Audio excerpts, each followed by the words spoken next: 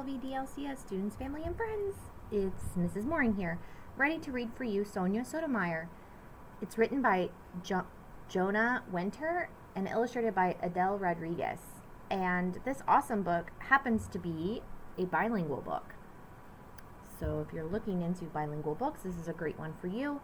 I'm reading this for Hispanic Heritage Month. Sonia Sotomayer.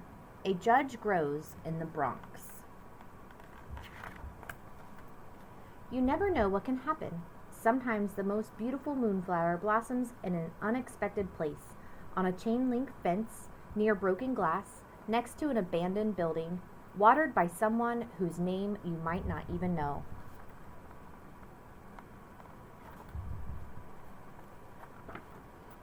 And sometimes the most amazing person blossoms in just such a place as well. So it was with a little girl named Sonia. Her blossoming began with her mother's love and hard work.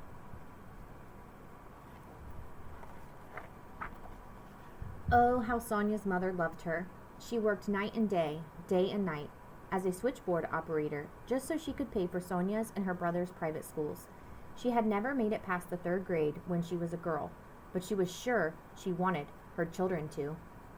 They lived in a public housing project in a part of New York called the South Bronx, a place where most people had precious little money, and Sonia's family was no different, with only their mother to support them.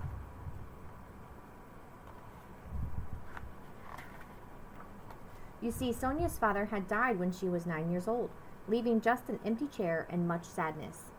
But you can't give in to sadness when your children need to eat.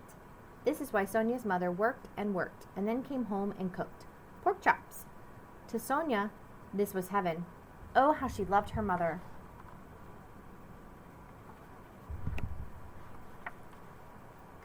When Sonia's mother wasn't cooking or working, she was studying.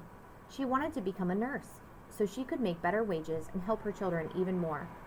While Sonia slept, sometimes her mother stayed up until midnight doing her homework. There was nothing she would not do to help Sonia and her brother.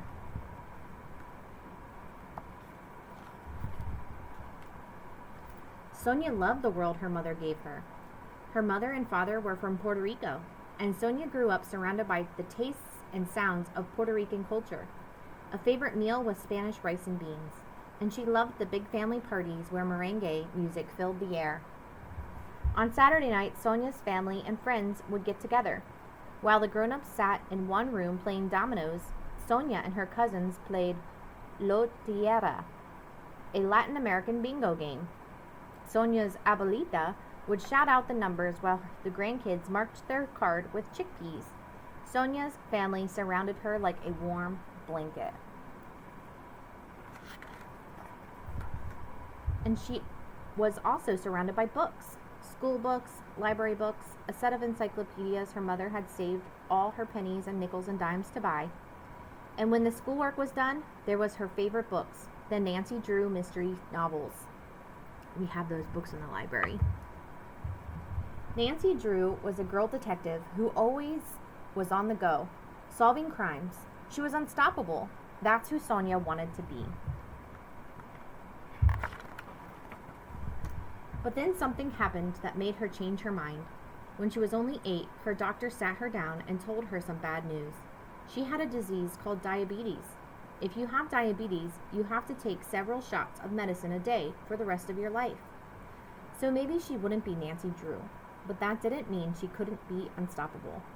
Her favorite TV show was Perry Mason, about a courtroom lawyer. One episode ended with the image of a judge, the most powerful person in the courtroom.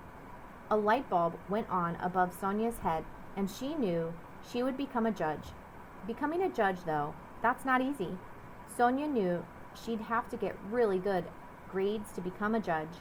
So while other kids may have been goofing off, Sonia was studying at her mother's kitchen table year after year after year. It paid off. By the time she graduated high school, she had won an award for being the very best student in her whole school. What an honor! You can imagine how proud her mother was. This was her daughter, her Sonia. Ay bendito. What an honor! Sonia's grades were so good that she was accepted at one of the very best colleges in America, Princeton University. This too was an honor, but Princeton was not the Bronx. Where were the subways? Where was the merengue music? Where were the people who looked like her? For the first time in her life, Sonia felt scared and shy and very out of place, almost like she was on a different planet. During her first week, she heard a cricket in her dorm room, and it scared her. What was this strange insect? As it turns out, it wasn't in her room, but on a tree outside her window. Growing up in the projects, Sonia had never had a tree outside her window. And growing up in the projects, Sonia never had the sorts of luxuries her classmates took for granted. Most of the Princeton kids had grown up taking tennis lessons and vacationing in Europe. They went skiing over Christmas break. Many of their parents and grandparents had gone to Princeton too. Suddenly, Sonia was aware of being poor, of being Latina, of feeling inferior. Where was the warm, comfy blanket of her family? Oh, how she missed them. In similar shoes, some people may have gone back home, but Sonia was like a flowering vine that would not stop growing. She would not just survive this strange new world, she would thrive. She would spend her first summer break reading all the books she'd never had time to read before, to make herself even smarter. She would become the head of a club for the handful of Latino students at Princeton. She would push herself to her limits, studying day and night and day, at the library, and graduate with the highest honors of any student in her class. Success comes to those who make the most of the chances they are offered in life. Sonia did become a judge, and a good judge too. She was known for working very hard and always being very prepared for every trial. She was also known for having no patience for lawyers who weren't prepared. You better not mess with Judge Sonia. Yet she was known for much more than this. Unlike many judges, she had grown up in poverty. She had grown up as a Norican, a child of Puerto Rican parents. She had seen things most other judges had not. People she'd grown up with had gone to jail. People she'd grown up with were poor, and many of them weren't as lucky as she had been. They'd had trouble learning to speak English, trouble finding jobs. Unlike many judges, she knew firsthand what prejudice was, what it was to be judged for your background. In the world of judges, this made Sonia very special. Oh, but Sonia, the very special judge, did not stop there. No. You see, Sonia was offered the chance of a lifetime. She was invited to the White House by none other than President Barack Obama, because President Obama had decided to nominate Sonia to be the best job of judge could possibly have, to be a Supreme Court justice. Justice is a fancy word for judge. The Supreme Court is the highest court in the nation. Supreme Court decisions help shape the law of the land. This was huge. Gulp. There had never been a Latin American on the Supreme Court. How strange this was. There are so many people of Mexican, Puerto Rican, Dominican, and Cuban descent adding color to the great garden that is America. Why shouldn't all these people have someone who understands their lives on the Supreme Court? She was one of the most respected judges in the country. She was the perfect choice. This was an honor beyond anything Sonia in all her beautiful flowering had ever imagined.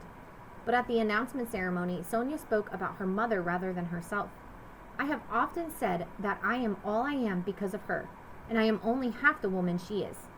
Then speaking straight to her mother in the audience, she said, I thank you for all that you have given me and continue to give me. Her mother cried and cried. This was her daughter. It wasn't over, though.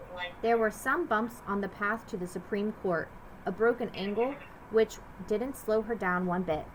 And angry people calling Sonia names like racist, just because she was proud to be a Latina judge, and not ashamed to say it.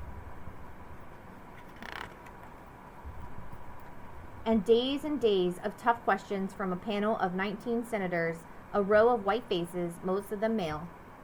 But this didn't stop her. Nothing could stop Sonia, the dynamo from the Bronx, from making history as the nation's first Latin American Supreme Court justice. Ay bendito. You never know what can happen, especially when you water a flower. The end. I hope you enjoyed this book, and I hope you enjoy Hispanic Heritage Month. Bye.